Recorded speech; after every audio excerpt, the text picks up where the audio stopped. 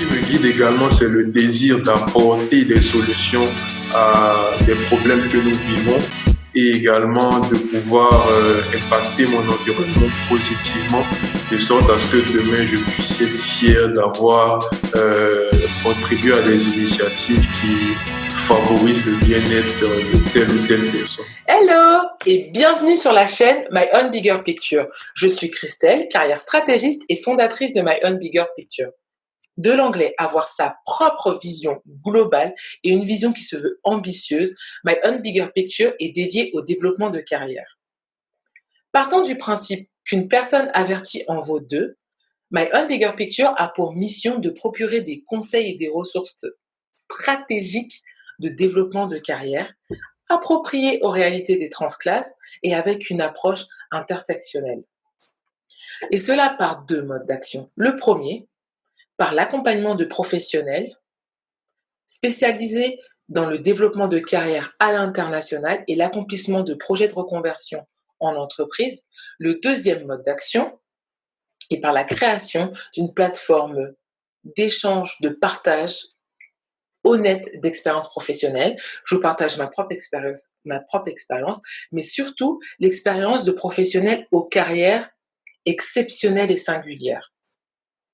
D'ailleurs, ces professionnels qui partagent généreusement avec nous leur expérience, je les appelle les carrière diggers, vraiment à l'image des chercheurs d'or.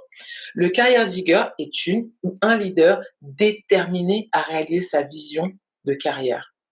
Et cela de manière stratégique, avec discipline et surtout beaucoup de patience. Donc si toi, tu veux contribuer à la réussite professionnelle d'un de tes proches, partage-lui cette vidéo car c'est l'opportunité pour ton proche d'obtenir des retours d'expérience concrets et honnêtes dans le domaine de son ambition. Et aujourd'hui, donc, je suis avec un nouveau talentueux et déterminé carrière digger. Son nom est Hassan Sako, actuellement Financial Advisory Manager chez Deloitte West Africa et au Sénégal. Il intervient dans les financements de projets d'infrastructure et surtout de partenariats publics et privés. Le lien de son LinkedIn est en description. Vraiment, Hassan, il s'est construit une carrière remarquable en cabinet de conseil, une carrière fulgurante. En 5 ans et 3 mois, a évolué dans 4 postes en tant de consultant à manager. De consultant en conseil en entreprise sur la stratégie, l'organisation et les risques, puis s'est spécialisé en conseil financier aux entreprises et pour aujourd'hui avoir plus d'impact dans son environnement, dans le conseil financier lié au financement de projets d'infrastructure et de partenariats publics-privés en Afrique de l'Ouest. Ce que je trouve vraiment intéressant et exceptionnel dans le parcours d'Hassan, c'est qu'il est expérimenté aussi bien sur les problématiques et enjeux que rencontrent les entreprises d'Afrique de l'Ouest, aussi bien en interne, donc vraiment leurs forces et leurs faiblesses, mais aussi bien en externe, les opportunités et les menaces du contexte africain. Et en plus de ça, Hassan se sert de son expérience pour servir le développement de l'Afrique de l'Ouest dans son poste actuel en tant que manager, donc. Et vraiment, tu vas t'en rendre compte toi-même, c'est vraiment une personne que j'apprécie, qui est humblement disponible. Je l'ai connue sur LinkedIn, car je l'ai sollicité pour un retour d'expérience à une formation qu'il a réalisée. Ses recommandations en plus sur LinkedIn sont vraiment positives, aussi bien de la part de ses managers et de ses collègues. Bref, tu vas très vite comprendre pourquoi Hassan est un super carrière digger. Je suis vraiment enthousiaste de l'interviewer aujourd'hui et d'apprendre énormément de lui. C'est vraiment une personne qui représente pour moi un exemple sur le fait d'accomplir une vision de carrière. Donc vraiment, merci Hassan d'être aujourd'hui avec nous. Comment vas-tu? Ça va très bien. Merci à toi surtout. Comme j'ai déjà eu à te le dire, je trouve cette initiative vraiment intéressante. Je te remercie déjà d'avoir créé ce concept-là qui Oh, parfois merci. va permettre à pas mal de personnes d'avoir des inputs, des insights sur des sujets très intéressants et permettre à pas mal de personnes également de s'orienter. Je vais très bien, je prends un grand plaisir à pouvoir faire ce partage d'expérience-là, je dirais ma modeste expérience qui n'est pas encore Oh. grande, mais qui, je l'espère, va encore prendre de l'ampleur. Donc voilà, je suis totalement ouvert, comme je te l'ai dit, et puis on pourra discuter à profusion tout au long de cette séance-là. Ah, j'ai hâte. Donc, je te posais une question parce que vraiment, quand vous allez voir son LinkedIn, vous allez un peu douter parce que tu vois qu'il a étudié à Abidjan, tu vois maintenant qu'il est au Sénégal. Donc, parle-nous à peu près un peu de d'où tu viens et où tu es, juste en termes de position. Oui, donc je suis de nationalité ivoirienne Mhm, et en fait, après mes 2 premières années d'études universitaires, j'ai décidé de poursuivre mon parcours académique ailleurs. Donc, je suis venu au Sénégal depuis 2011 mhm. et j'ai continué avec notamment ma licence et mon master. Et je travaille depuis lors également au Sénégal. Donc, je suis de nationalité ivoirienne, mais je vis au Sénégal, principalement à Dakar. Et tu parles Wolof, Nangadef? Un tout petit peu. Je ne suis pas celui qu'on pourrait considérer comme un expert en Wolof, mais voilà, Mais il faut se débrouiller en plus, hein, à je Dakar, me hein, c'est débrouille, je important. tape mon métier.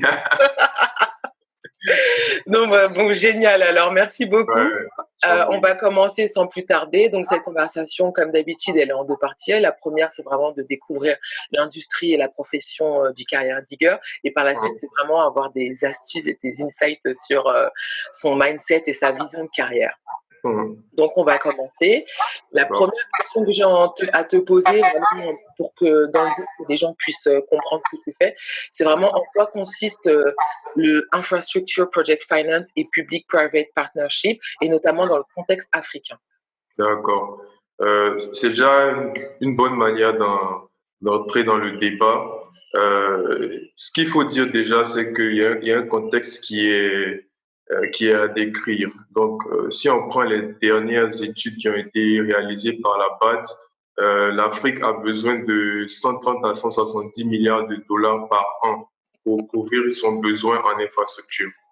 Et donc, si on compare à ce besoin-là, les engagements en matière de financement qui oscillent aujourd'hui entre 67 et 83 milliards de dollars, Mhm. on peut dire qu'il y a un gap de financement entre 63 et 87 milliards de dollars par an.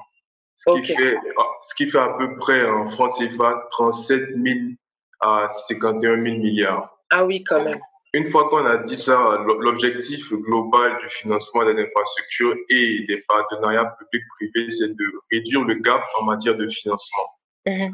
Parce qu'effectivement, il y a des projets qui veulent être développés, mais il n'y a pas le financement qui vient pour soutenir ces projets-là. Et si on veut parler des enjeux, de façon générale, il y a le développement économique et social, parce qu'il y a il y a des équipes de la Banque mondiale qui réalisent des études qui nous montre, par exemple, que un certain nombre de francs ou de monnaie investie dans le financement d'infrastructures peut permettre d'avoir 2 points, 3 points de PIB, un certain nombre de points de Ouais, PIB, et que ça permet également le développement social et le développement économique. Et il y a d'accord. également la question des effets d'entraînement, c'est-à-dire que lorsqu'on investit, par exemple, dans un secteur qui peut être l'agriculture, la santé, le Mhm. transport et tout, il y a également d'autres secteurs qui vont bénéficier de cet investissement-là parce qu'il y a des connexions entre les secteurs. Donc, c'est aussi ça l'un des enjeux des infrastructures. Après, il y a également un certain nombre de parties prenantes donc, dans le financement et le Ouais. développement des infrastructures. On a l'État qui aujourd'hui contribue majoritairement en Afrique au financement des infrastructures. Ouais. Il y a les institutions financières de développement, donc les DFI comme on les appelle en anglais, la Banque mondiale, l'AFC, la BAD, AFD Proparco pour ne pas les citer. Et il y a également des développeurs d'infrastructures. Il y a aussi le secteur privé. Donc aujourd'hui, le secteur privé qui est plutôt minoritaire avec des fonds d'investissement dans les infrastructures et d'autres, des financeurs et banques. Donc tout ça, je le dis pourquoi. Aujourd'hui, de nombreux gouvernements ont affiché une certaine volonté de se tourner vers ce qu'on appelle le project finance ou le financement de projets pour répondre aux besoins de financement des infrastructures. Mhm. Et selon Prequin, qui est une agence qui collecte des données et fait des analyses, sur la période 2007 à 2016, on a dénombré à peu près à peine plus d'une vingtaine de fonds levés qui soient principalement orientés vers l'Afrique Mhm. pour un montant inférieur à 5 milliards de dollars. et on compare ce montant-là à plus d'une centaine de fonds globaux qui sont levés sur la période pour plus d'une centaine de milliards de dollars hors Afrique. Et donc, aujourd'hui, nous, notre rôle en tant que consultant en financement de projets et en partenariat public-privé, c'est de conseiller les parties prenantes tout au long du cycle de vie d'une Ok, infrastructure. d'accord. Et donc, on vient apporter une expertise en matière de financement de projets et de PPP pour en fait permettre de pallier toutes les contraintes et problématiques que j'ai citées plus haut. Il y a D'accord. aussi ce qu'on vient apporter comme compétences qui sont principalement de la modélisation financière, de l'ordre de la levée de fonds, le support à des préparations des offres pour le secteur privé et également de la structuration et de la faisabilité des PPP. Et donc de façon un peu plus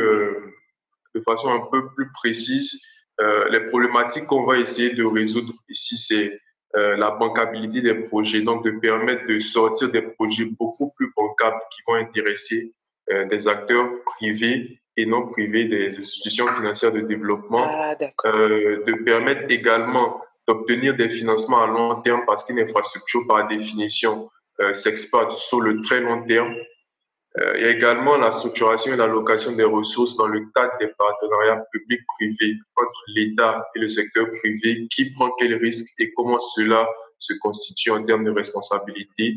Et puis enfin, on aide aussi à gérer tous les risques de planification, de coûts et de délais parce que Wow. pas mal de projets capotent parce que principalement la planification n'a pas été bien faite ou les coûts et les délais sont dépassés. Et donc, ce qui euh, provoque qu'il y a plus d'argent à mettre. Ok. Donc voilà, globalement, si je dois résumer le contexte et notre rôle dans tout cet écosystème de financement de projets, de conseil en partenariat public-privé. Ah, mais c'est génial, c'est ultra riche, vraiment. En plus, il y a de quoi faire en plus le financement de projets de développement. Mais d'ailleurs, j'ai vraiment une question, c'est pourquoi tu as choisi personnellement le conseil plutôt Mm. que de travailler en banque d'investissement? C'est une belle question qu'on me pose souvent d'ailleurs. Bah ouais, Ouais.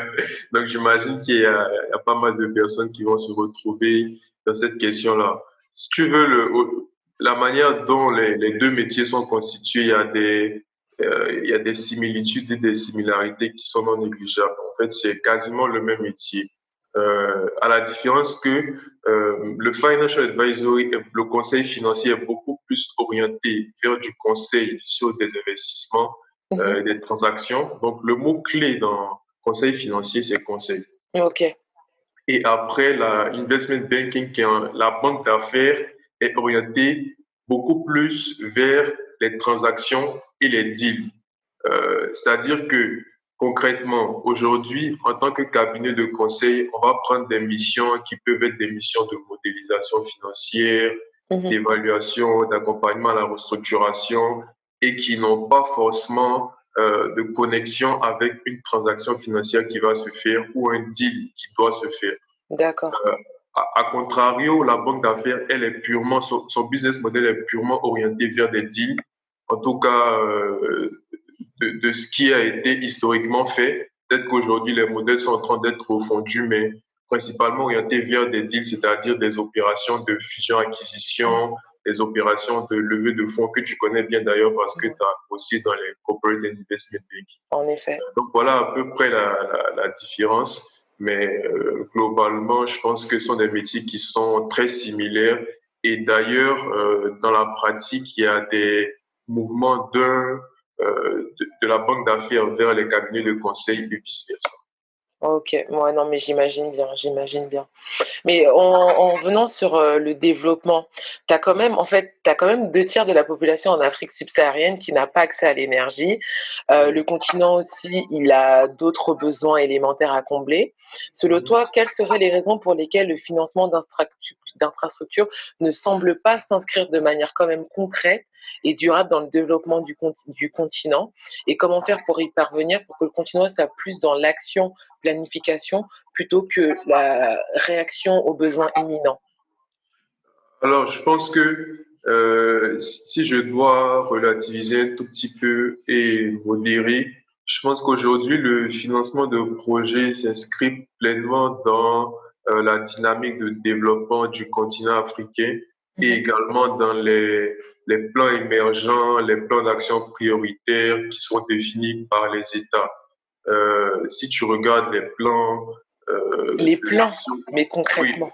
oui, mais c'est bien ça la question. Donc, les plans existent. Après, pour permettre de développer un peu plus, il y a la question du financement. Et Mhm. cette question du financement a des problématiques sous-jacentes qui sont quelquefois liées à l'environnement réglementaire, à la loi liée au partenariat public-privé dans différents pays. Par exemple, si c'est dans le secteur immobilier, à des problèmes de propriété du foncier, euh, Ok. également à d'autres problématiques qui minent en fait le développement de ce type de projet-là. Mhm. Donc, je pense que globalement,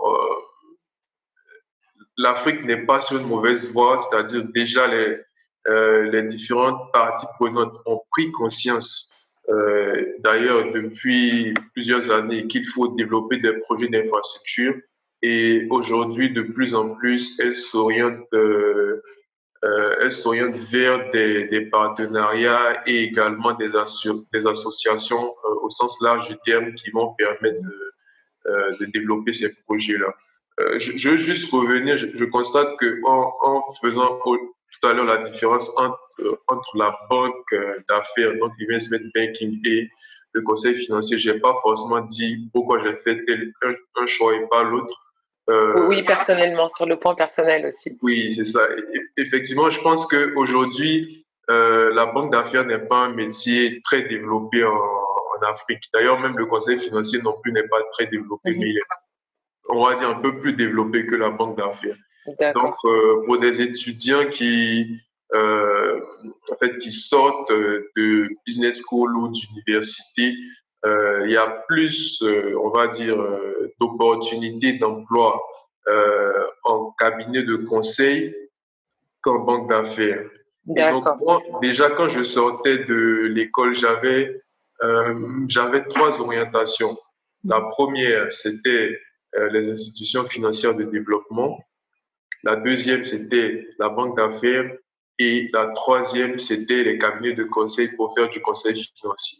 Alors, pour être précis, il n'y avait pas de préférence ni de priorité entre ces trois-là parce que je pense que ce sont des expériences qui, d'un point de vue purement technique, se valent. Ouais. Et donc, c'est après, en fonction des opportunités, que j'ai fait mon choix. Mais j'avais fait un ciblage bien précis et d'ailleurs, j'ai eu également des opportunités qui se sont concrétisées en institutions financières de développement, mais j'ai fait un choix de rester en cabinet de conseil pour des raisons qui sont que déjà en cabinet de conseil, tu as la possibilité de bosser sur plusieurs secteurs, C'est vrai. d'évoluer dans un environnement qui est relativement challengeant, qui va te permettre de te surpasser, d'aller jusqu'au bout de tes limites et même de les dépasser, et également on va dire, d'avoir un impact sur l'environnement en essayant d'accompagner un certain nombre d'acteurs qui expriment des besoins aussi divers les uns que les autres. C'est vrai, ça. Ok, ouais, non, non, mais je comprends tout à fait. Vraiment, dit comme ça, je comprends. Oui. Et pour revenir sur le financement du développement, Mhm. j'aimerais savoir en Afrique quelles sont les top 3 sources d'origine des fonds, pays ou Mhm. organisations en termes de financement en infrastructure et Mhm. les top 3 secteurs concernés aussi. En tant que D'accord. professionnel, comment et aussi une autre question sur ce point-là, c'est vraiment en tant que professionnel, donc comme tu l'as dit en exemple, tu l'as donné l'exemple pour toi, c'est quand tu sors des études et que tu veux rentrer dans le marché du travail, comment gagner en expertise sur ce marché-là pour être compétitif. Ok. Je vais prendre plutôt l'Afrique de l'Ouest pour être un peu plus Vas-y. focalisé. Donc, en termes de financement, il y a principalement les gouvernements qui apportent des fonds. Mhm. Et paradoxalement, si on prend l'étude de Africa Construction Trends qui est réalisée par le cabinet Deloitte, Mhm. qui cible en fait des projets qui sont supérieurs à 50 millions de dollars, si j'ai bonne mémoire. Le deuxième contributeur, c'est la Chine, Ouais. l'Afrique de l'Ouest en tout cas. Et puis après, on a ce qu'on appelle les private domestiques et également les institutions financières de développement.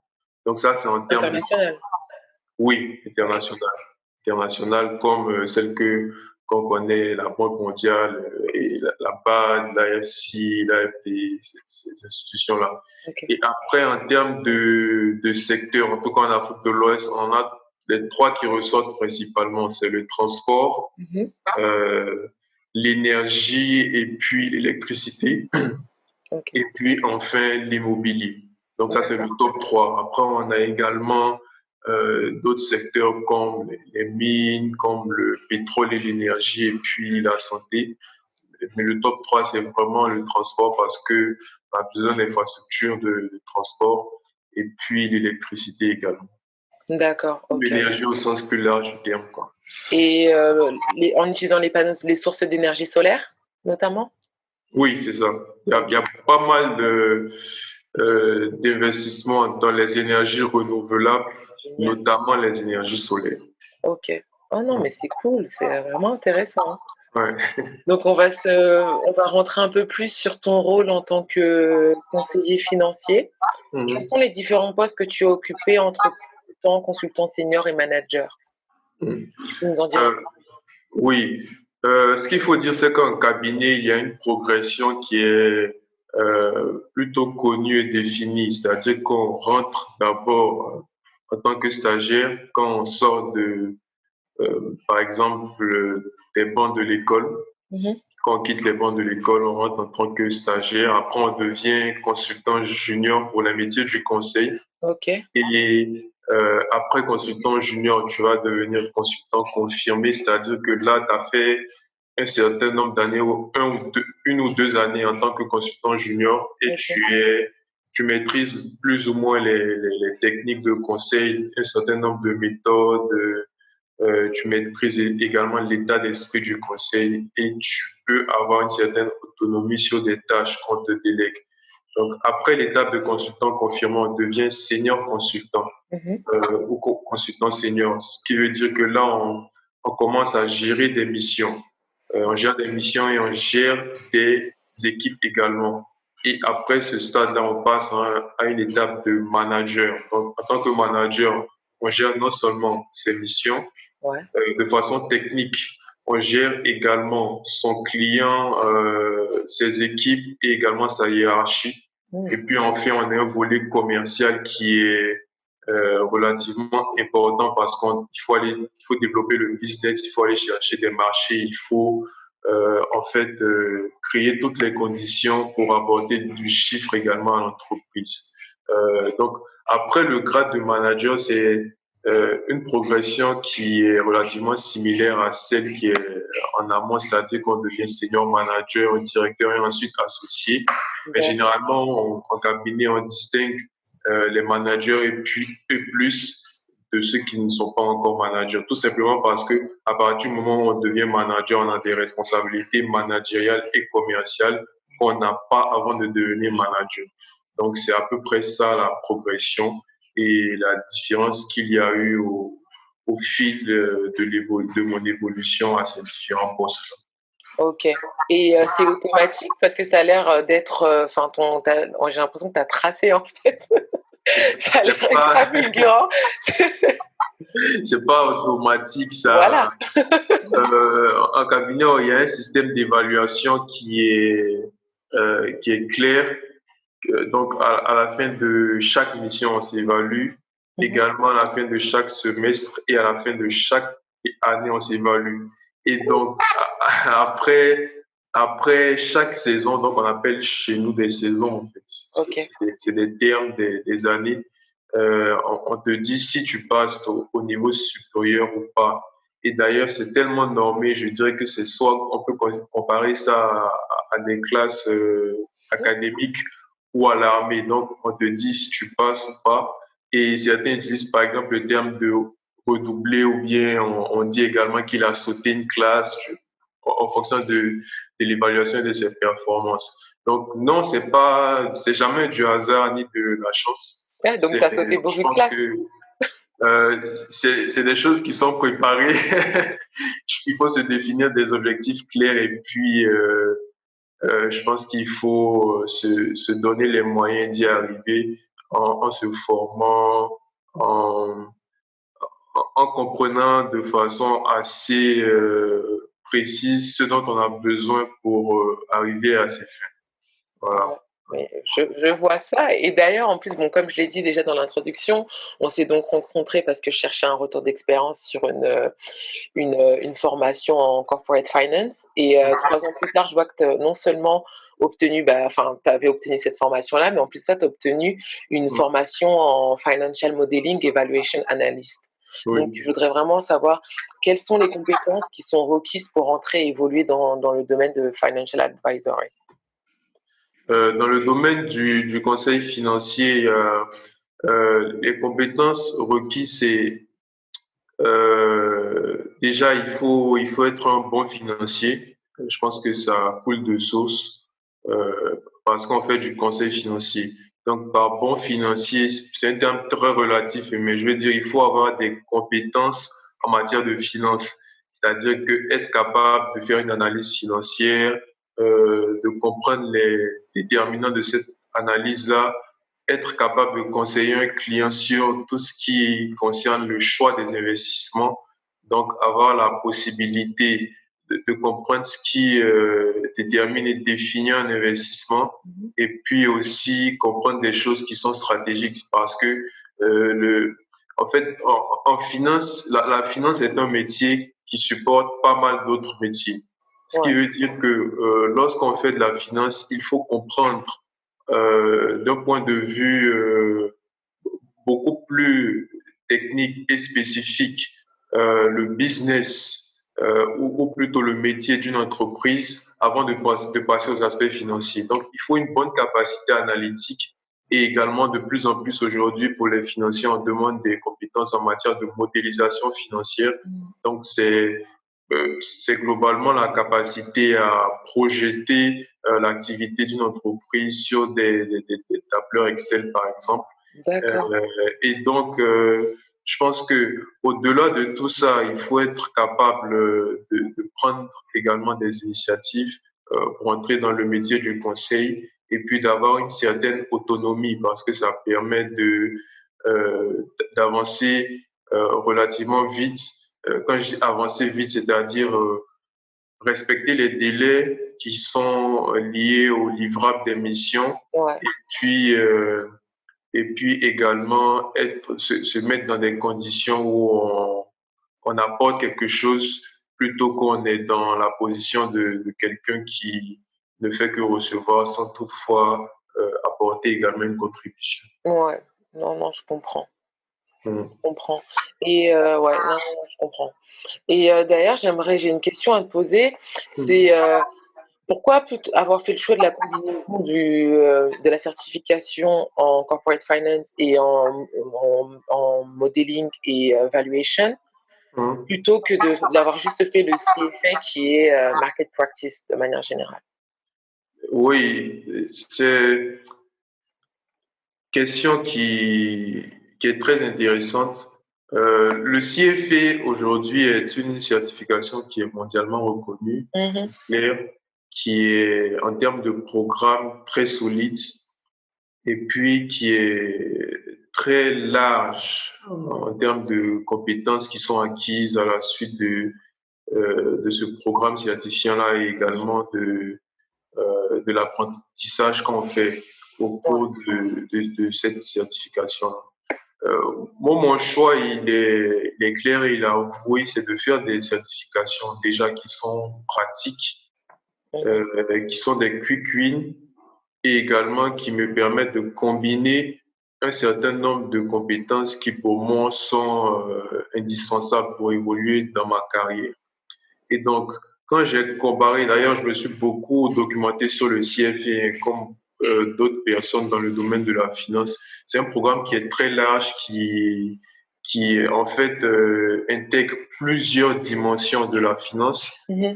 alors que moi, je veux aller vers des choses qui sont pratiques et spécifiques. Ouais, Et donc, vers des choses qui, au sortir, me donnent une compétence qui est, ou plutôt un apprentissage qui est vraiment précis sur des domaines que je peux valoriser et sur lesquels je peux m'appuyer immédiatement pour faire mon métier.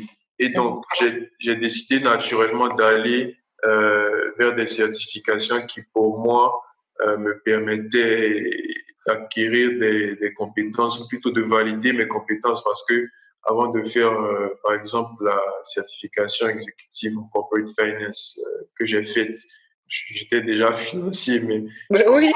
que l'idée, c'est vraiment d'approfondir les compétences et puis d'être sûr également que ce qu'on fait respecte un certain nombre de standards internationaux. Et avant d'aller vers la certification également en modélisation financière, je faisais de la modélisation financière depuis des années. Mhm. Mais une fois de plus, l'objectif, c'est d'aller vers des choses pratiques et Ouais. d'être sûr que la pratique, par exemple, que j'ai ici en Afrique est la même que d'autres ont au Canada. Et comme ça, je peux être sûr que je bosse selon des standards qui sont internationaux et que je peux vendre également dans d'autres pays demain. Donc, c'est après ça mon analyse concernant le CFA et d'autres types de certifications qui sont non seulement quick win, qui me semblent plus pratiques et Ouais. également qui sont sur des métiers beaucoup plus spécifiques parce que globalement aujourd'hui la tendance est à la spécialisation et Mhm. donc on ne cherche plus des généralistes, on cherche des spécialistes de certains métiers. Donc voilà à peu près. Ok, non, non, mais je comprends tout à fait parce que de manière générale, quand tu écoutes certains jeunes professionnels, Ouais. ils vont dans le CFA, passent des années à le passer pour après avoir un poste qui représente pas réellement moi je trouve, hein, après c'est personnellement, qui représente pas assez, enfin qui n'est pas à la hauteur de tous les sacrifices qu'ils ont réalisés en fait. Donc voilà, non, je comprends et merci beaucoup de tes explications. Et je voulais donc voilà, toujours dans le conseil aux jeunes professionnels, donc j'ai Mhm. vraiment une question qui est ta réponse est très très attendue, sache-le. D'accord. Donc dans le contexte actuel aussi et je voulais savoir aussi dans le contexte actuel du coronavirus, Oui. comment ça impacte justement le financement de projets d'infrastructure. D'accord. Ok. Globalement, je pense que le financement de projets dans le contexte actuel de crise sanitaire et crise Mhm. économique sera impacté autant que d'autres métiers, d'autres secteurs. Ouais. C'est-à-dire qu'il y aura un ralentissement. Mhm. Donc, je veux dire que des projets qui avaient été prévus ne vont pas forcément être mis en œuvre tout simplement parce qu'il y a des urgences à régler immédiatement. Donc, ralentissement. Ensuite, le fait qu'il y ait eu des projections et que cet événement-là soit venu bouleverser quelque peu ces projections-là, ça va entraîner qu'il y aura des raretés de ressources. Des ressources qui avaient été prévues, par exemple, pour financer tel ou tel projet vont être employées à gérer d'autres problématiques. Donc, ce qui va également provoquer qu'il y aura une revue des priorités hein, de façon très Ah, claire. On dira que si on avait prévu d'investir peut-être 100 dans le domaine de l'agriculture, peut-être que ça ira vers le domaine de la santé parce que la crise a fait ressortir ou plutôt a mis en évidence en fait, des difficultés qui étaient déjà connues mais qu'on pouvait être différent en termes de solutions dans les secteurs comme la santé, comme l'éducation, pour permettre de digitaliser et tout. Donc, ce que je disais, c'est qu'il y aura une revue des priorités et je pense qu'après ça, il y aura un rebond. Ça, c'est mon avis personnel. On n'est peut-être pas à l'étape de prédiction, mais je pense qu'il y aura un rebond de l'investissement parce que déjà, il y a pas mal d'institutions financières de développement qui ont revu à peu près leur programme d'investissement, notamment dans le secteur de la santé, mhm. pour qu'il y ait un boost d'investissement dans ces secteurs-là.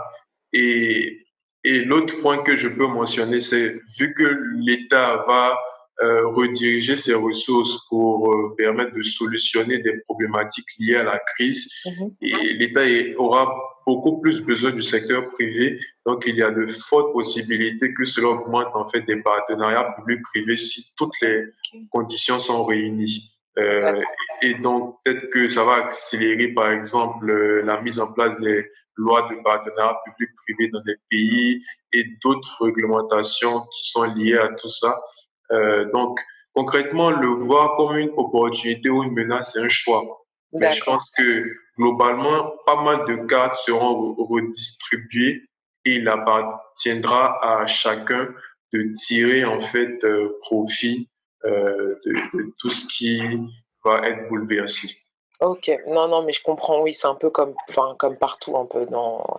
Ok. Exactement. C'est ça. Donc vraiment, donc du coup, dans ce contexte actuel, Mhm. quel conseil donnerais-tu à deux jeunes qui cherchent à poursuivre leur carrière dans le financement de projets d'infrastructures en Afrique? Mhm. Donc, tout, vraiment pour te donner, ce sont des cas pratiques et concrets, hein, vraiment. Donc, tous les deux ont moins de 3 ans d'expérience en project finance. La Mhm. seule différence entre les deux, c'est que tu en as un qui réside à Paris, donc qui est, on va D'accord. dire, plutôt en Occident, et l'autre qui réside en Afrique et donc voilà, qui est déjà sur le continent. Alors, quel conseil le conseil, c'est, je sais pas si j'ai la meilleure position pour donner des conseils, Bah, si, mais t'es dans quand même en Afrique, et en plus de ça, tu travailles pour une boîte française, donc oui, t'as des éléments. une boîte française, américaine, londonienne, c'est Oui, international. si si je si je dois dire donner des orientations, plutôt donner mon avis par rapport à ça, je dirais qu'il n'y a pas de mauvaise expérience dans l'absolu. C'est-à-dire Mhm. que le fait qu'on soit à Paris ou plutôt en Occident ou en Afrique, c'est vraiment souvent des choix de carrière, également des choix liés à un certain environnement personnel qu'on veut construire autour de soi. Et donc, ce que je pense concrètement, et ça je peux le dire à qui veut l'entendre, c'est que euh, il y a des bonnes expériences partout dans le monde.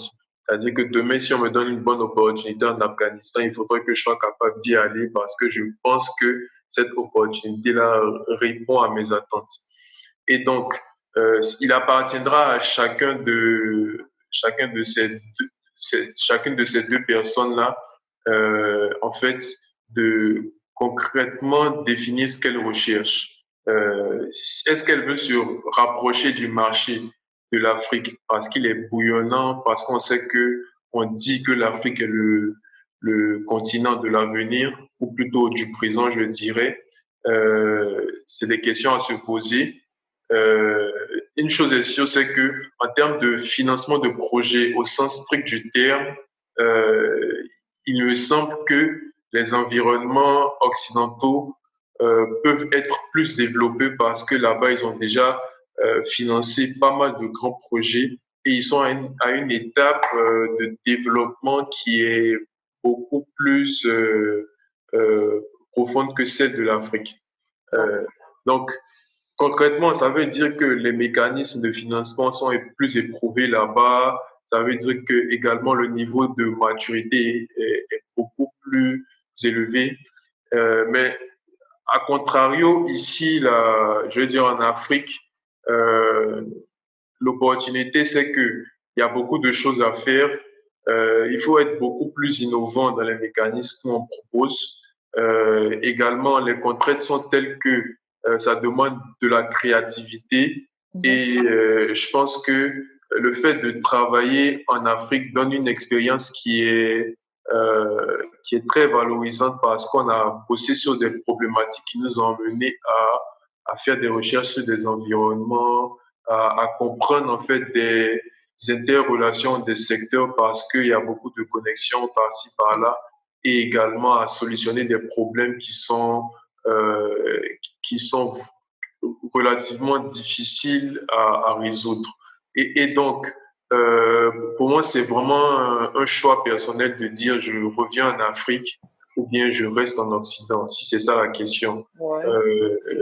L'autre point de réponse que je pourrais apporter, ça réside également dans les opportunités en termes d'emploi. C'est-à-dire que si le métier que je veux faire Si pour le métier que je veux faire, il n'y a pas assez d'offres en Afrique et que je pense qu'il y a plus d'offres et plus donc de chances pour moi d'embrasser ce métier-là ailleurs, il vaut mieux se faire ses armes ailleurs peut-être.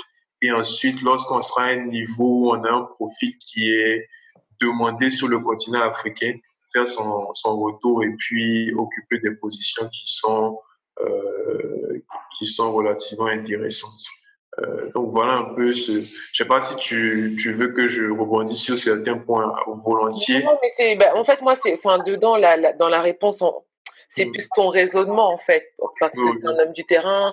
Quand on pose des questions professionnelles, même ils ont des origines africaines, en Occident, ils vont dire, bah voilà, ils vont dire plutôt de repartir quand on a un certain niveau d'expérience, mais après vraiment ça dépend, comme tu dis aussi, il y a un facteur aussi opportunité présente dans les deux environnements, c'est à chacun à peu près de faire son choix par rapport à ça aussi. C'est aussi cet élément-là à prendre en compte. Mais vraiment merci beaucoup pour ces points de raisonnement en fait, c'est ça qui est vraiment important. ouais.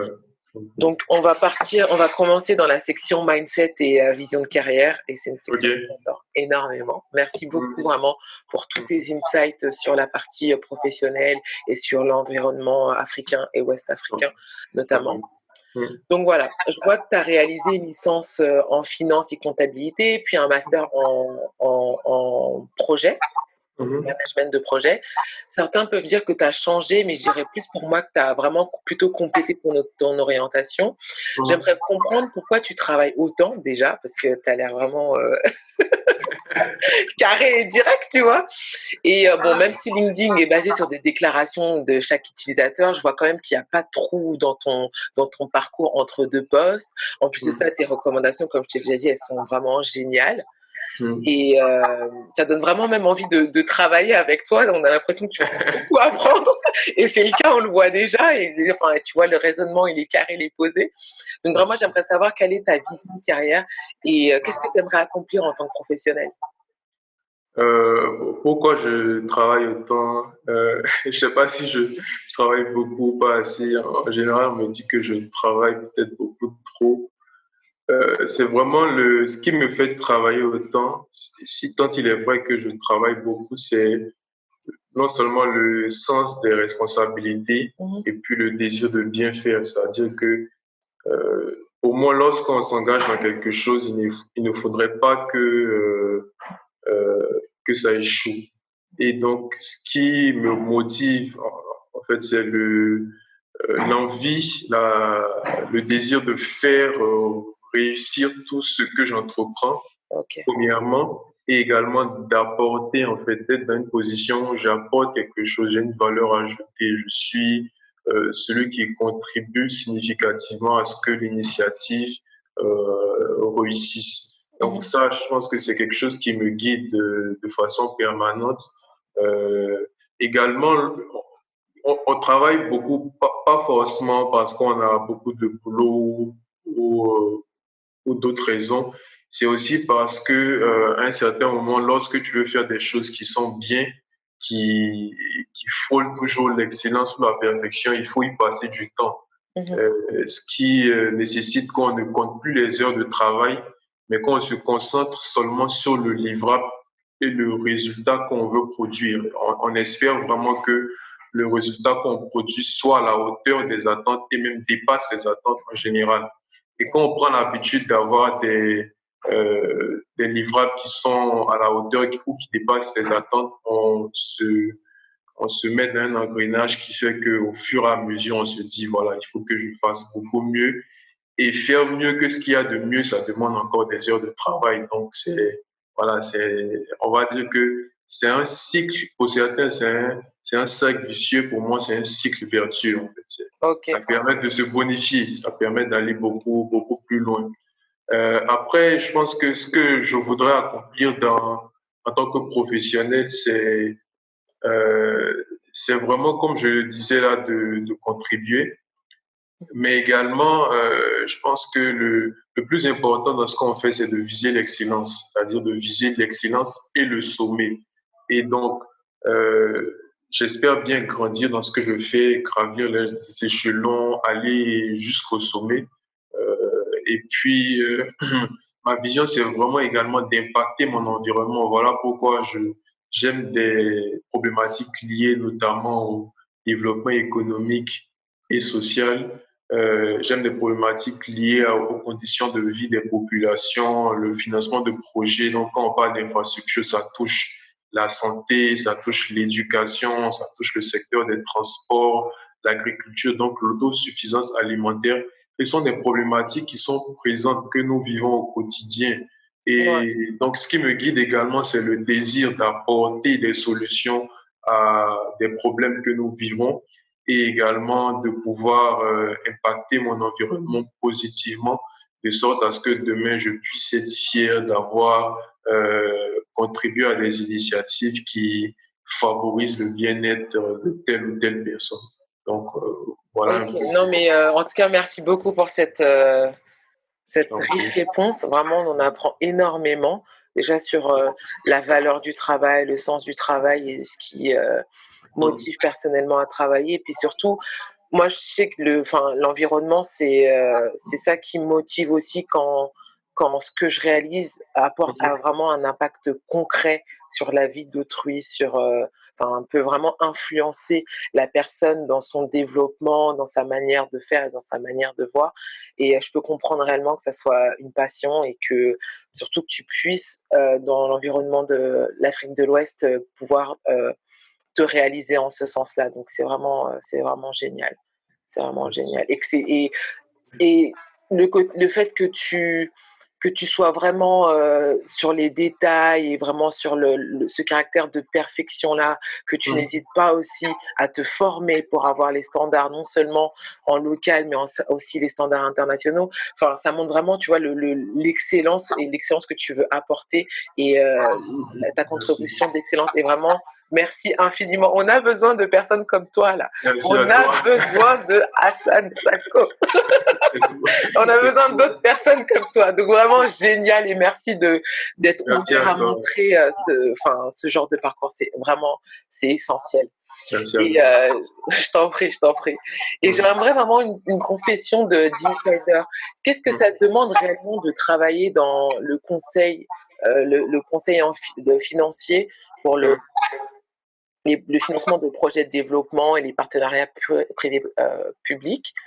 Et aussi, quelles sont les contraintes que tu n'avais pas anticipées et comment tu les gères? D'accord. Qu'est-ce que ça implique, qu'est-ce que ça nécessite de travailler dans le conseil de façon générale, le conseil En financier lien avec le développement.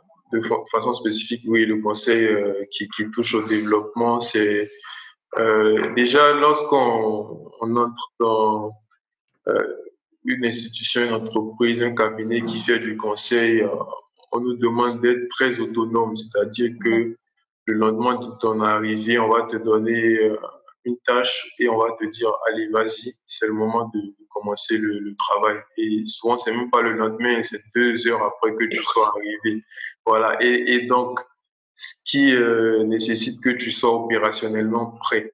mhm, C'est-à-dire que quand tu rentres, tu as déjà une idée plus ou moins claire de ce qu'on va te demander mhm. et tu sais exactement quels sont les tenants et les aboutissants de ces différents travaux que tu vas réaliser. Et donc, ce que ça implique concrètement, c'est déjà, il faut dire qu'on sert un client, on sert des clients.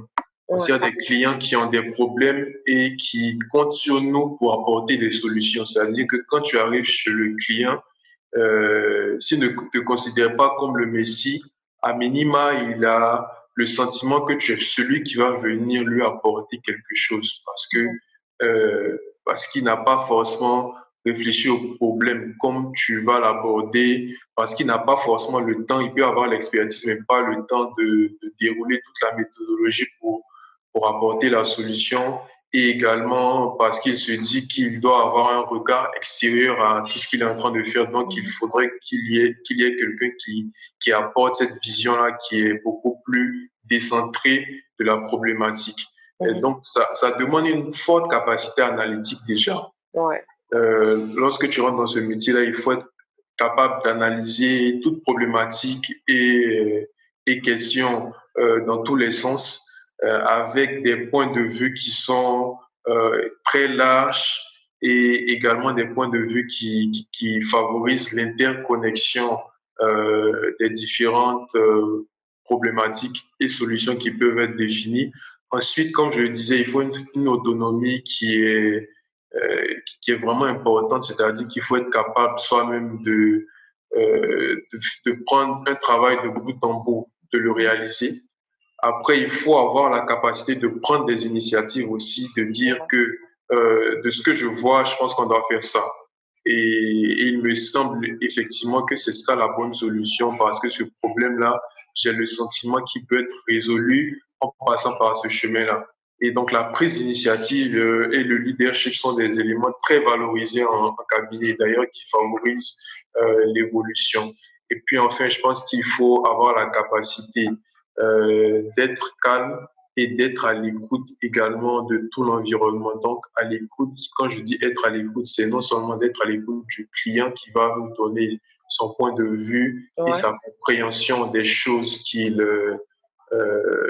met à notre disposition et pour lesquelles il voudrait qu'on soit en contribution, et également être à l'écoute de ses collaborateurs, qu'on soit à un niveau de manager ou pas. Donc, globalement, être à l'écoute des équipes et également de ce qu'on peut appeler la hiérarchie ou plutôt ceux qui sont à des niveaux plus élevés que nous, qui ont peut-être déjà rencontré ces problèmes-là, qui ont eu à expérimenter des solutions et qui peuvent aussi nous orienter euh, dans euh, la possibilité de trouver des solutions à différentes problématiques. À part ça, ça demande beaucoup d'heures de travail pour aller chercher pour aller chercher la bonne solution. C'est-à-dire qu'il faut passer souvent 12 heures ou plus de travail devant son ordinateur à vraiment creuser le problème, euh, non seulement après avoir en fait solutionné le problème, il faut aussi le restituer. Donc, tu vas passer ton temps sur des diapos PowerPoint pour être sûr qu'en fait, ce que tu es en train de passer comme message Oui.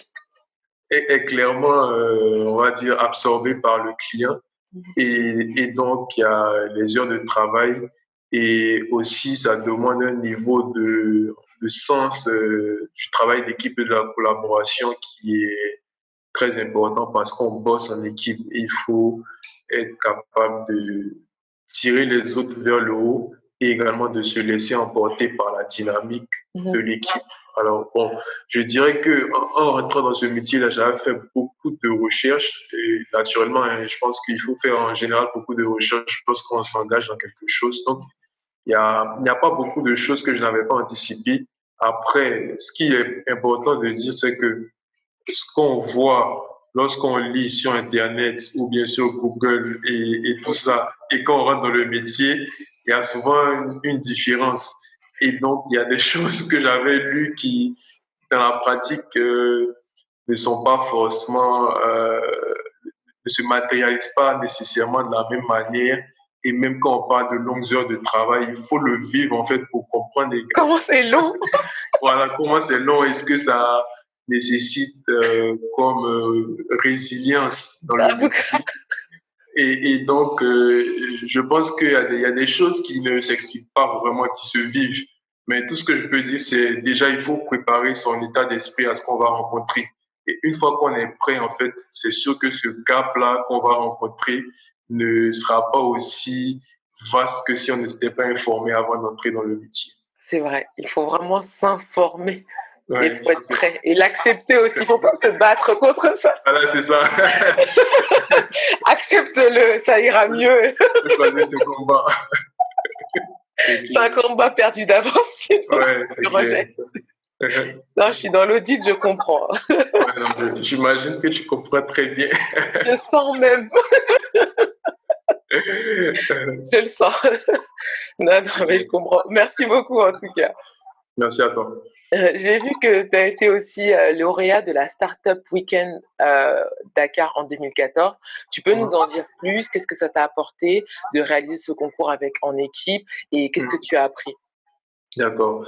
Déjà, le Startup Weekend, c'est une compétition en fait, de pitch de projet qui s'inscrit dans un événement beaucoup plus global qui est la Semaine mondiale de l'entrepreneuriat. Ok. C'est le Global Entrepreneurship Week. Mhm, Si vous regardez sur Google, vous ferez G, on l'abrège en disant GEW, c'est G-E-W. mhm. Et donc, ce concours-là, cette compétition, elle se fait en une semaine.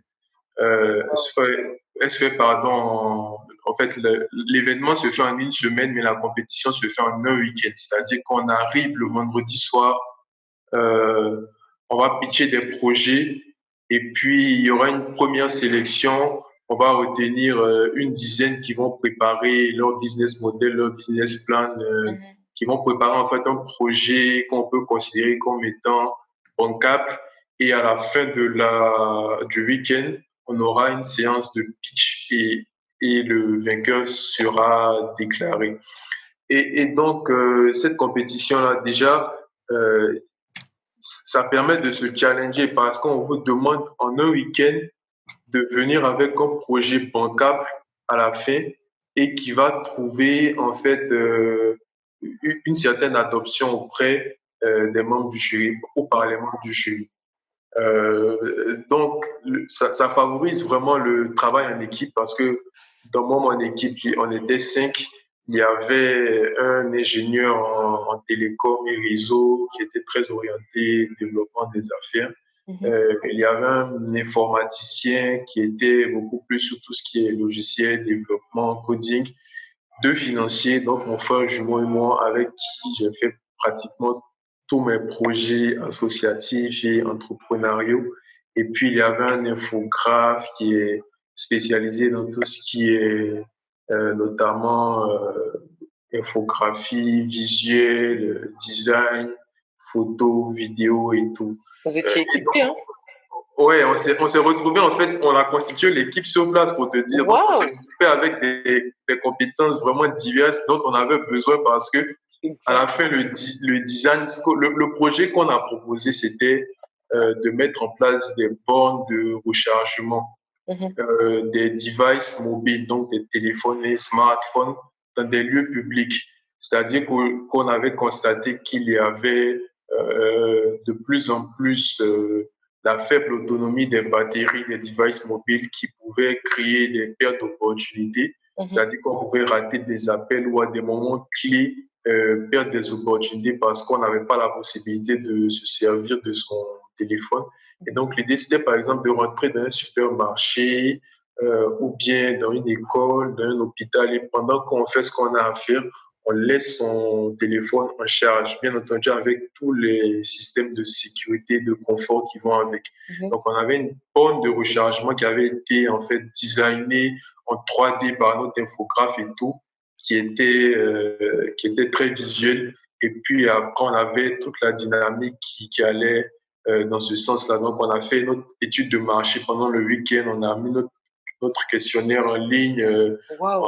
sur Google Forms. On a développé également le business model en discutant pas mal avec les membres du jury et tous ceux qui avaient vocation à faire du coaching tout au long du week-end.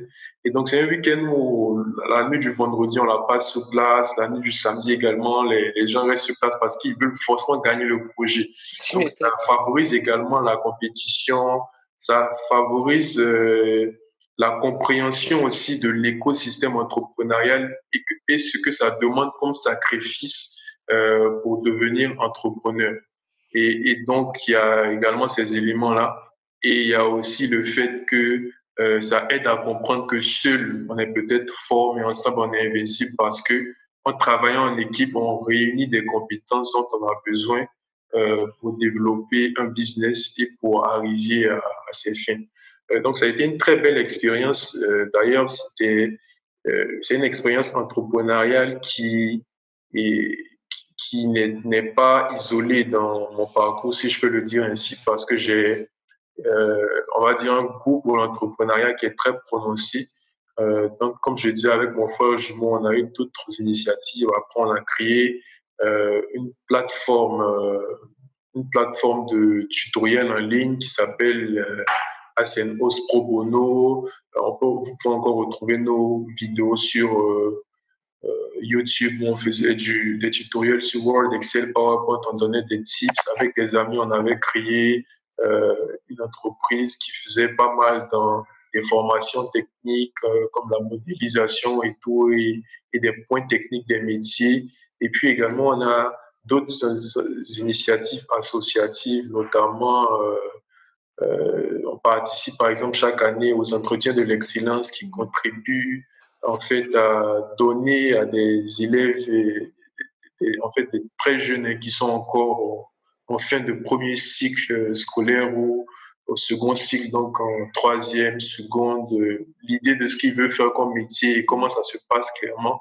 Donc l'objectif c'est de leur donner un peu euh, des points pour s'orienter, des points de repère pour s'orienter et d'autres initiatives comme participer à des investissements, des microfinancements pour des startups qu'on trouve euh, potentiellement rentables sur le futur ou qui ont un potentiel de développement qui est non négligeable. Mais c'est excellent tout ça. Oui, donc voilà un peu, c'est toujours dans l'idée d'être utile à son environnement et de faire des actions qui, en fait, ne sont pas vides de sens, mais qui contribuent fondamentalement au développement de communautés et également par effet d'entraînement au développement du pays. En tout cas, sachez que toi et ton frère, vous serez interviewés très prochainement sur la chaîne. C'est vraiment intéressant en tout cas. J'ai pris les notes, chaque chose, j'ai noté. J'ai noté. Avec plaisir. Non, non, mais c'est génial. Bon, j'aimerais savoir quelle est ton opinion sur le fait de construire sa carrière en entreprise comparé justement à l'entrepreneuriat dans le contexte africain, surtout qu'en parallèle, toi et ton frère, vous avez beaucoup d'initiatives dans l'entrepreneuriat et vous accompagnez d'ailleurs vous-même des entrepreneurs. Et donc, c'est le premier point aussi, comment tu as construit ta propre carrière en entreprise aussi. D'accord. Pour répondre à la première question qui est une question qui me semble épineuse parce qu'elle est pas mal abordée ces temps-ci. Mais bien sûr, mais c'est pour ça que je la pose. Je vois des points de vue tranchés. Il y en a certains qui disent l'entrepreneuriat ou rien. Il y en a d'autres qui disent tout le monde peut pas être entrepreneur. Moi, je préfère couper la poire en deux. Peut-être que mon raisonnement il sera beaucoup plus simpliste, mais ce que je veux dire, c'est que concrètement, je connais des personnes qui sont dans l'entrepreneuriat, qui sont moins épanouies que d'autres qui sont salariés ou employés, comme on peut les appeler. Et je connais également des personnes qui sont employées, qui gagnent mieux leur vie que des personnes qui sont entrepreneurs et qui sont totalement épanouies. Donc, tout ça pour dire que effectivement, c'est une question intéressante parce qu'elle est subjective et relative. C'est une question qu'on ne peut pas résoudre de façon commune et globale, c'est-à-dire qu'on n'aura pas une solution binaire qui soit 0 ou 1.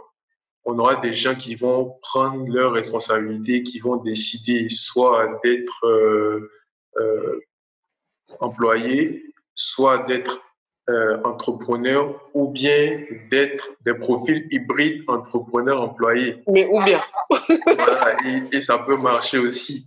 Moi, ce que je pense tout simplement, et c'est très simple comme je disais, c'est que dans tout ce qu'on fait, il faut viser l'excellence et arriver au sommet.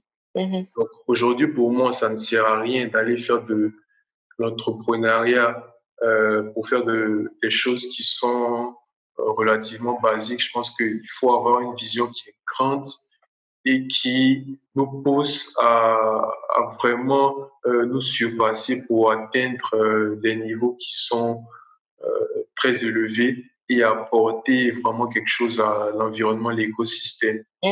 Et donc, il y a effectivement, une fois qu'on arrive à ce niveau-là, si on est dans un business qui est lucratif, on gagne beaucoup d'argent naturellement parce qu'on construit un empire. Et de l'autre côté, même si on est employé, qu'on est salarié, il faut aussi viser l'excellence et le sommet parce que également, il n'y a pas qu'en entrepreneuriat qu'on peut devenir riche si tant il est vrai que la richesse est ce qui motive certaines personnes. Donc, il faut comprendre que quand on fait quelque chose qui doit nous guider, c'est l'excellence et aller jusqu'au sommet. Et dès lors, je pense que lorsqu'on prend conscience que dans n'importe quel environnement, il faudrait qu'on se surpasse et qu'on atteigne des niveaux qui sont peut-être inimaginables pour d'autres, on est épanoui.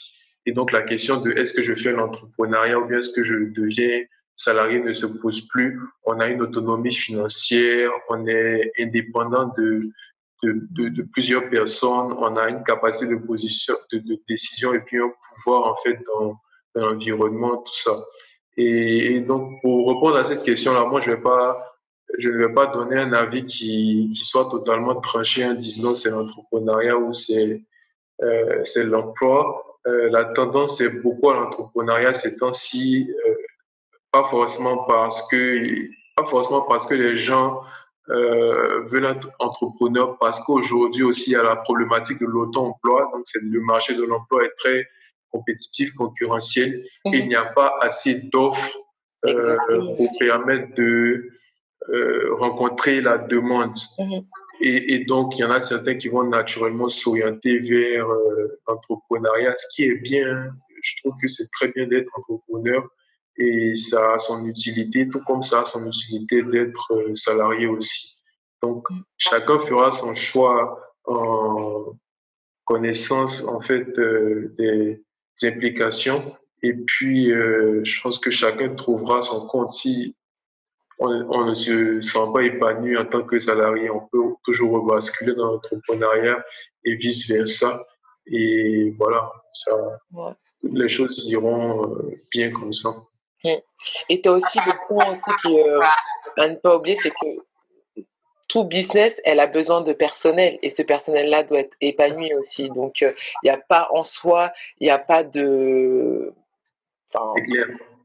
c'est pas binaire, comme tu dis, très C'est clairement. pas bien, c'est clair, tout à fait. Et voilà, j'aimerais savoir quels sont les challenges que tu as rencontrés sur ton passage dans ta carrière et comment tu les as dépassés. Euh, Si je dois résumer ou synthétiser l'ensemble des challenges que j'ai rencontrés, je pense que l'un des challenges que je me suis imposé, que j'ai rencontré, c'est d'être toujours à un niveau qui, pour moi, est le top niveau, c'est-à-dire que d'être capable en fait, de répondre aux exigences de mon métier, aux attentes de mes collaborateurs. Et ça, en fait, dans la durée, c'est un challenge parce que très souvent, on commence bien et puis à un moment, on traîne les pas ou bien au début, on traîne les pas, après on accélère, tout ça. Alors que la logique voudrait qu'on soit à un niveau qui est en fait linéaire, c'est-à-dire que linéaire, c'est pas le bon mot parce il faut évoluer. Mais quand je dis linéaire, c'est-à-dire qu'on doit rester sur une dynamique qui, si elle est bonne, doit continuer. Mhm, Et donc ça, c'est un gros challenge. Dans la pratique, ça veut dire que à tout moment, il faut être capable de livrer quelque chose qui est nickel, qui est impeccable, qui nécessite une revue qui est pas importante et donc qui demande qu'on soit très résilient mhm, et demande aussi qu'on soit vraiment tourné vers la formation et puis l'intrapreneuriat, c'est-à-dire qu'on soit dans une logique d'entreprendre même au sein de l'entreprise dans laquelle on évolue. Après, il y a d'autres challenges. Il y a des challenges qui sont liés peut-être à la collaboration avec des personnes, c'est-à-dire que il faut s'adapter clairement à d'autres personnes avec qui on travaille. Il faut être capable de les comprendre, d'avoir cette empathie-là et de ne pas être trop à cheval sur des choses qui peuvent frustrer d'autres personnes. Mhm. Donc, ça, c'est un challenge pour tout un chacun, je pense, et c'est un challenge aussi pour moi de pouvoir modérer un peu ses ardeurs et de comprendre que ce que nous, on peut peut-être considérer souvent comme logique, comme objectif, comme euh, je dirais, peut-être comme standard, d'autres ne le voient pas de ce même œil-là. Donc, il faut favoriser la communication, la discussion.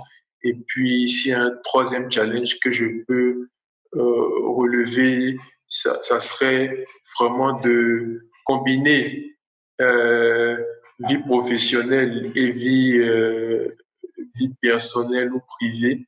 Je pense que ça, c'est un challenge de beaucoup de, on va dire, d'employés également. C'est un réel challenge aujourd'hui hein, pour des personnes qui sont réputées travailler beaucoup. Bon, moi, je pense que autant on travaille, autant il faut savoir s'amuser. Donc, voilà, j'ai pas forcément ça me pose pas problème de trouver les bons moyens de m'amuser.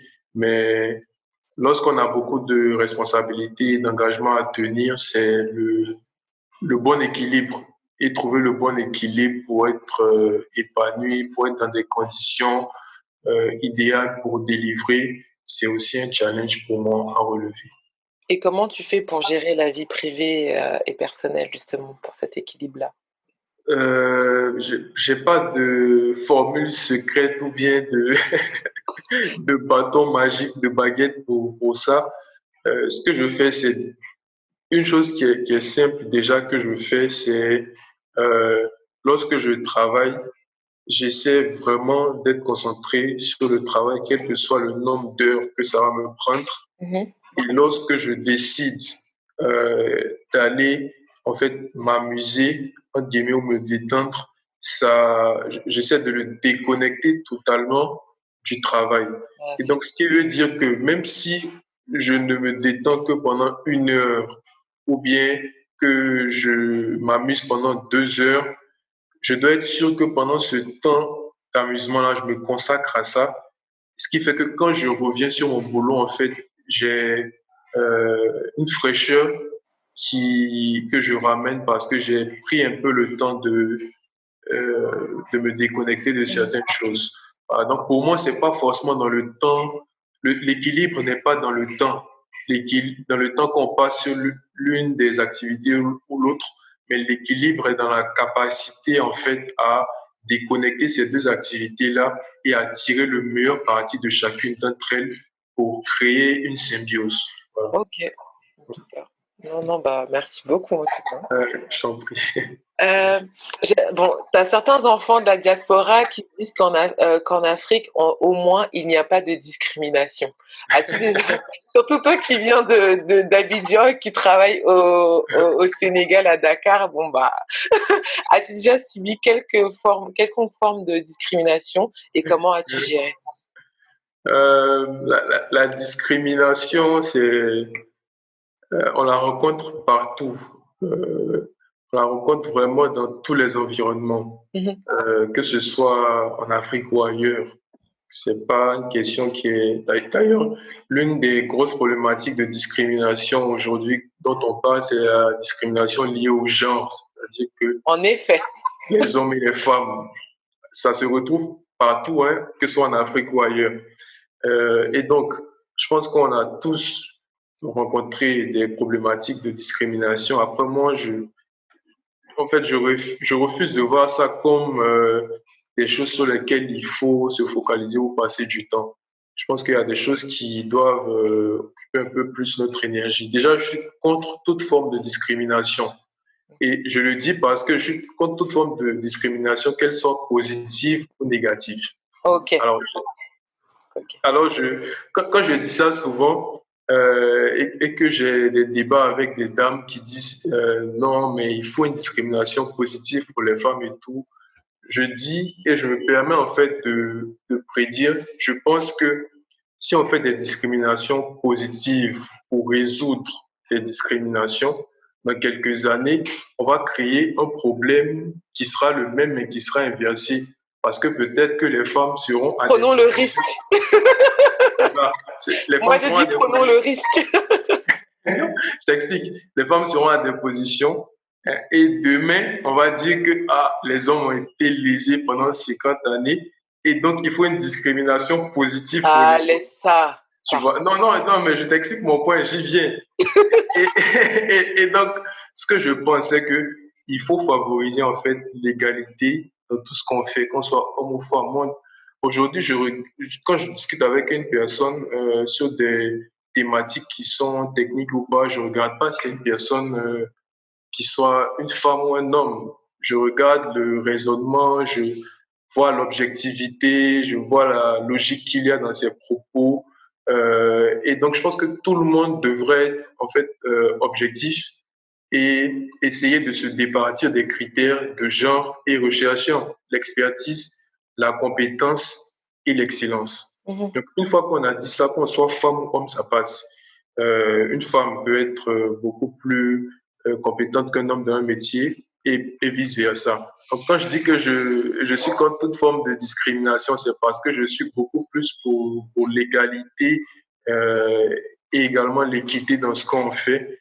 Et je pense que si on favorise en fait l'égalité, on va réduire le gap lié à la discrimination jusqu'à le résorber. Alors, pour répondre à la question, on trouve la discrimination partout, que ce soit en Occident ou en Afrique. Peut-être que par rapport à certaines considérations liées peut-être aux soucis qui sont comment dire, des problématiques raciales et tout, on aura des discriminations qu'on va rencontrer en Occident qu'on va pas retrouver en Afrique. La question, c'est pas tellement est-ce qu'on a des discriminations en Afrique, c'est plutôt comment chacun essaie euh, de négocier avec la discrimination, même si c'est quelque chose qui est non négociable en fait. Mhm. Et donc moi, ce que je pense, c'est que lorsqu'on évolue dans des environnements avec des personnes qui sont objectives ou même pas souvent, euh, quelle que soit leur capacité ou bien leur propension à être discriminante ou pas, lorsqu'on fait bien son travail, on ne sera pas discriminé. Ou lorsqu'on fait son travail, on peut être discriminé, mais on aura toujours des opportunités qui vont s'ouvrir à nous. Ça, je suis Et d'accord. voilà. Et parce il y a d'autres personnes qui vont voir le bon travail qu'on fait. Et c'est-à-dire, quelle que soit la mauvaise foi d'une personne pour ne pas reconnaître ce qu'on fait et pour laisser passer la discrimination au-dessus de nos capacités intrinsèques, on aura toujours des opportunités parce qu'on a développé en fait un certain nombre de compétences et d'expertises qui nous permettent de relever des défis. Et, et moi, c'est vraiment ma réponse à cette question-là, c'est d'essayer d'être le meilleur dans ce qu'on fait. Et lorsqu'on réussit en fait à atteindre ce niveau-là, on connaît par exemple des grands dirigeants d'institutions financières en Suisse, pour ne pas les citer, qui ont fait face à des problématiques récemment qui étaient liées peut-être à un certain nombre de discriminations, Mm, mm. mais il n'en demeure pas moins qu'aujourd'hui, ce sont des personnes qui sont respectées pour leur travail, qui sont appelées sur d'autres fronts, qui continuent d'être sollicitées, qui peuvent avoir n'importe quelle position à des niveaux les plus élevés, tout simplement parce que ce sont des personnes qui sont reconnues pour leur travail. Donc la discrimination, une fois de plus, elle existe, mais essayons de faire face à la discrimination tout simplement par le travail. C'est vrai. Et, Par et les après, compétences. je pense que les compétences et le travail, les choses iront bien. Ouais, non, je suis d'accord. Et d'ailleurs, j'ai hâte de voir c'est quoi son prochain poste ou ce qu'il va faire. Ouais, c'est un bon suspense pour tout le Bon, monde. en tout cas, donc j'aimerais savoir aussi, en relation avec ta carrière, est-ce que tu as un ou des mentors? Quand as-tu eu à prendre des décisions stratégiques, vers qui as-tu pu te tourner et pour trouver des opportunités de poste? Des mentors, je ne dis pas des mentors totalement avoués. J'ai eu des personnes tout au long de ma carrière n'ont pas hésité à me donner des conseils, à m'orienter en fonction de leur compréhension des choses, leur ressenti, ou plutôt comment est-ce qu'elles appréhendaient la situation. Mhm. Donc, généralement, je suis très ouvert à prendre en fait les avis des autres. Après, j'ai un système de prise de décision qui est euh, très centré sur la compréhension que j'ai en fait, de la situation Mhm. et également de ce que je peux tirer comme bénéfice. Et donc, moi, ce que je fais, je n'hésite pas à demander à telle ou telle personne, si ce sont des personnes effectivement qui connaissent la situation Ouais. et le contexte, je n'hésite pas à leur demander ce qu'elles pensent également. Donc, je dis clairement, j'ai eu des personnes dans le milieu professionnel ou pas qui, à plusieurs moments de ma vie, ont été là pour donner des orientations, pour dire à peu près comment est-ce qu'elle verrait la chose. Mhm. Après, ce que j'ai l'habitude de dire, et je vais le dire ici encore en toute transparence, une fois que j'ai pris les avis et les conseils de tout le monde et que je les ai analysés, que j'ai fait une sorte de recoupage et que j'ai consolidé tout ça, je fais abstraction, je dis bien abstraction de tout, vraiment de tout, hein. Je fais table rase. Je Mhm. considère que je n'ai parlé à personne. Je me mets en discussion avec moi-même Mhm. et je prends ma décision. Mhm. Voilà. Non, non, mais Donc, c'est bien. généralement, c'est comme ça que je fonctionne. Pas pour dire que je ne prends pas en compte la vie des autres. Effectivement, il peut influencer. D'ailleurs, je fais en sorte qu'il influence le moins possible si je ne le trouve pas pertinent. Mais toutes les décisions sont personnelles. La question que je me pose souvent, c'est est-ce qu'il y a des bonnes et des mauvaises décisions? Mhm. La réponse peut être oui. Elle peut être non aussi parce que généralement, ce qui pêche, c'est pas la décision, c'est comment on la met en application. Et c'est comment est-ce qu'on assume en fait cette La décision qu'on a responsabilité, prise. exactement. Voilà, C'est plutôt exactement. ça, en fait. Et donc c'est ça peut-être le nœud du problème, c'est être sûr que finalement, est-ce que si je prends cette décision-là, je serai prêt à l'assumer parce que elle sera mûrement réfléchie, elle vient de moi, et également parce que je pense que c'est la décision qui est la plus pertinente et a plus de sens pour moi. Voilà. Exact. Donc, les mentors, c'est très utile, c'est peut-être même indispensable pour d'autres. Après, une fois que la décision est prise, peut-être qu'il n'y aura plus de mentor pour vivre la situation avec nous. Donc, il faut être sûr qu'on est capable après de tenir en fait ces engagements et ces responsabilités-là à la suite de la décision qu'on prend. Mhm. Et ça s'applique pour tout domaine, hein, Tout en fait. domaine de vie, effectivement. Exactement. Non, mais C'est ça. j'adore. Alors, j'aimerais savoir, c'est l'avant-dernière question, qu'est-ce que ça implique de réaliser une carrière comme la tienne? Je vois que déjà, ça implique beaucoup de travail et beaucoup de sérieux. Alors, on va essayer de modérer, de relativiser. Moi, j'ai une carrière très modeste. Je pense que je suis très loin, très, très loin des carrières qu'on pourrait considérer comme des carrières Mais exceptionnelles. Je suis mais très t'es loin. tellement sur le chemin, vraiment. Je sais, merci. T'as l'air on track, en tout cas, t'es dedans. J'estime que si je prends ton avis avec, je le prends vraiment avec beaucoup d'enthousiasme et de plaisir.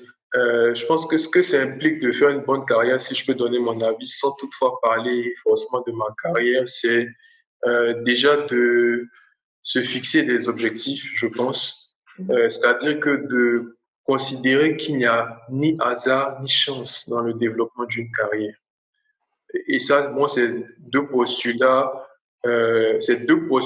vraiment que j'ai adopté. C'est-à-dire, il n'y a pas de hasard, il n'y a pas de chance.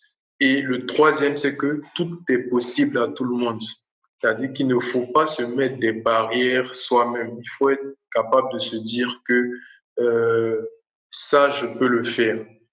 Je peux le faire non pas parce que c'est facile à faire ou difficile, mais parce que c'est un objectif pour moi et que je vais me donner tous les moyens pour y arriver. Mhm. Donc, pour moi, ça, c'est le premier point qu'il faudrait comprendre pour arriver à une bonne carrière. Se fixer des objectifs, avoir un plan qui est bien défini. Il faut savoir qu'à tel moment de ma vie, je veux passer à telle étape, sinon on ne le fera jamais. Et si on ne se pose pas ces jalons-là, on n'arrive pas à atteindre ces objectifs.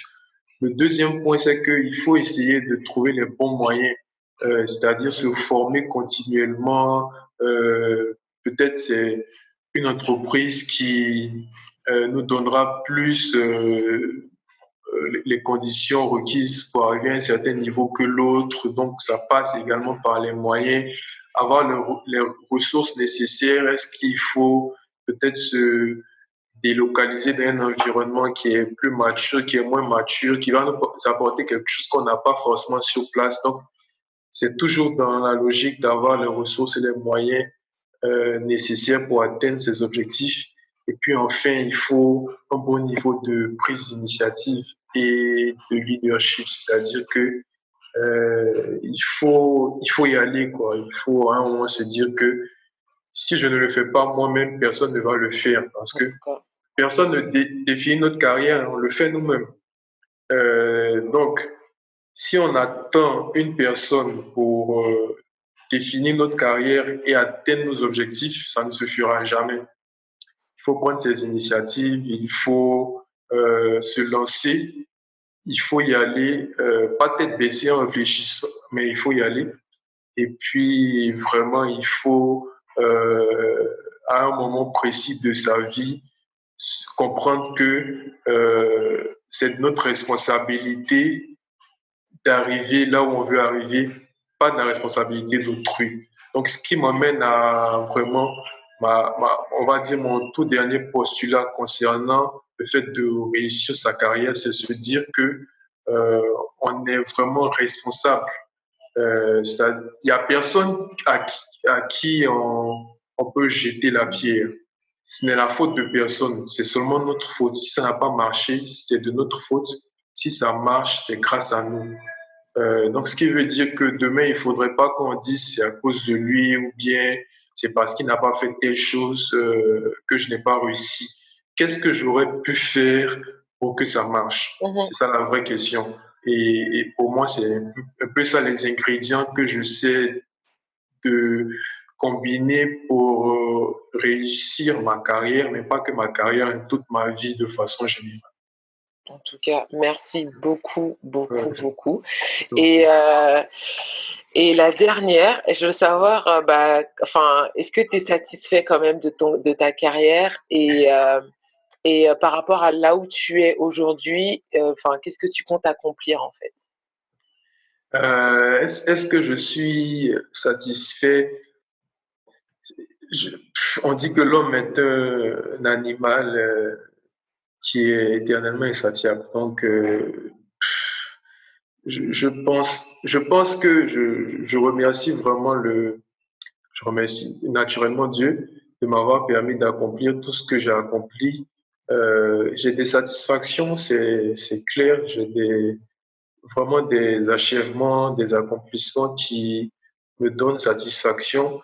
Après, je pense que le chemin, il est encore long. Il y a énormément de choses à accomplir. Donc, je vais dire que je reste sur ma faim. Et rester sur sa faim, c'est une manière de vouloir manger plus. En tout cas, tu as affamé. Hein? C'est une manière d'avoir toujours l'appétit. Donc, je reste sur ma faim.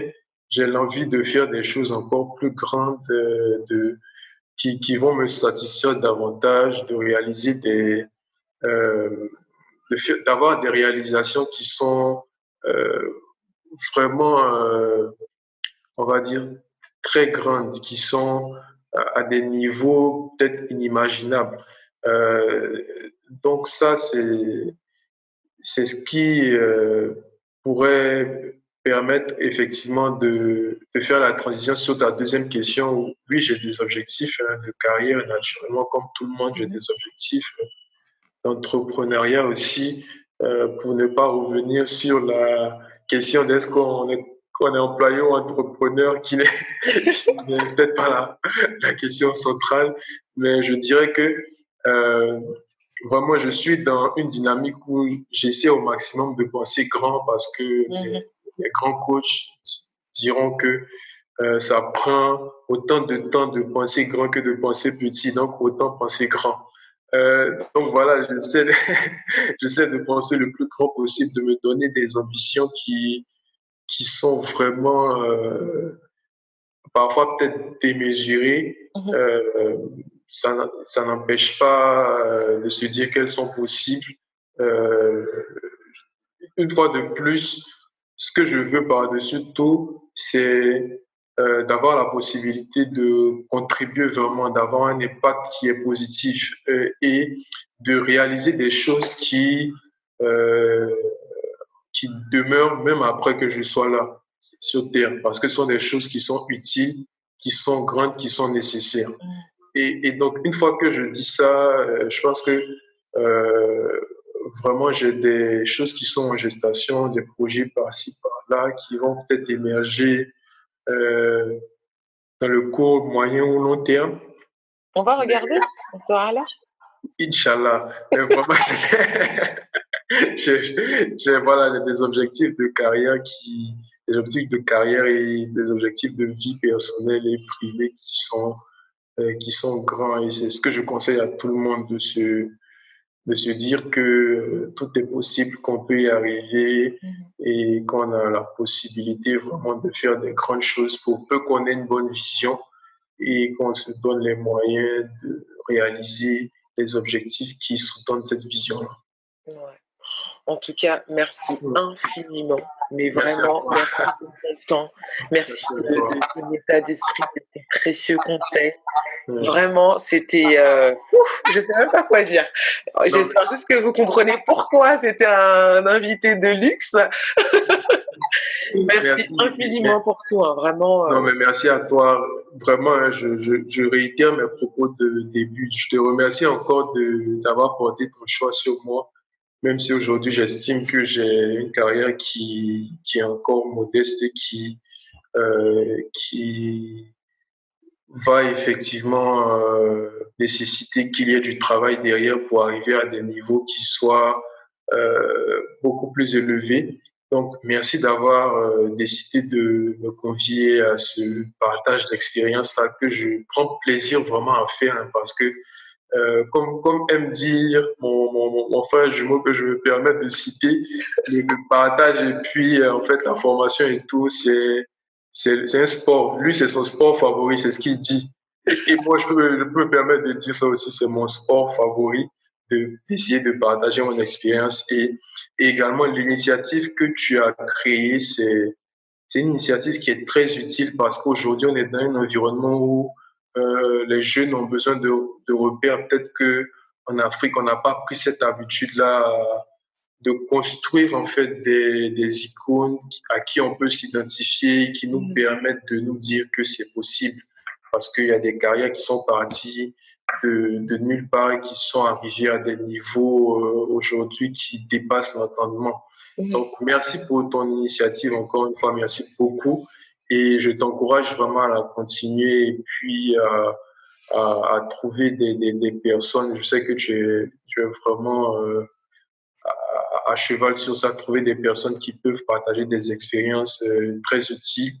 Et puis, enfin, je te donne toujours toute ma disponibilité. Si je peux t'aider d'une manière ou d'une autre, ça sera vraiment avec plaisir. Merci beaucoup. En tout cas, bah, justement, une des questions, c'est s'il y a des personnes qui ont des questions à poser sur justement ton industrie et le financement de projets de développement, est-ce qu'ils peuvent venir te contacter sur LinkedIn potentiellement? Avec plaisir, avec plaisir. Tout ce que je ne Il promets est pas, génial, Hassan, il est juste génial. tout ce que je ne promets pas, c'est une réponse instantanée. Oui, Mais évidemment, je évidemment. Faites reprendrai. doucement avec lui, s'il vous plaît. Je reprendrai parce que ce que je fais, quand j'ai pas forcément du temps de répondre, j'accumule et puis un jour je réponds à tout en même temps. Voilà, mais faites Je doucement, donc dirai faut d'une pas se semaine, frustrer ou quoi que ce je soit. répondrai. Tranquillement, mais merci beaucoup en tout cas et surtout Oui, ton merci à état toi. d'esprit, il est juste Oui, génial, on en apprend mais merci à toi. énormément. Même moi j'ai pris mes petites notes là, je vais appliquer ça aussi. C'est Le un sens, j'ai le partage. sens du travail, mais j'ai rencontré quelqu'un qui a le Ah, sens du travail là-haut là. c'est réciproque, c'est réciproque. Comme on le dit, on apprend toujours des autres et puis on apprend surtout de l'apprenant.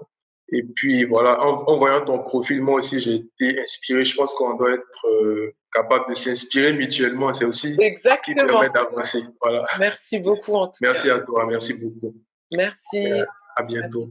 Merci d'avoir suivi cette interview très enrichissante avec Hassan. S'il y a bien 3 points que je retiens de la carrière et du mindset de ce career digger, ce sont en un, penser grand, avoir une grande vision et surtout des objectifs. Cela prend le même temps que de penser petit. En 2, réaliser les objectifs que l'on s'est fixés et surtout cultiver l'excellence. Et enfin, en 3, impacter et contribuer à son environnement de manière positive. Et toi, qu'est-ce que tu retiens le plus de cette interview? Partage en commentaire. C'est la fin de la vidéo. Merci à toi de mettre un j'aime et de souscrire à la chaîne pour être notifié des prochaines vidéos. D'ici la prochaine, je te dis à très vite et surtout prends soin de toi et des tiens. Tchuss!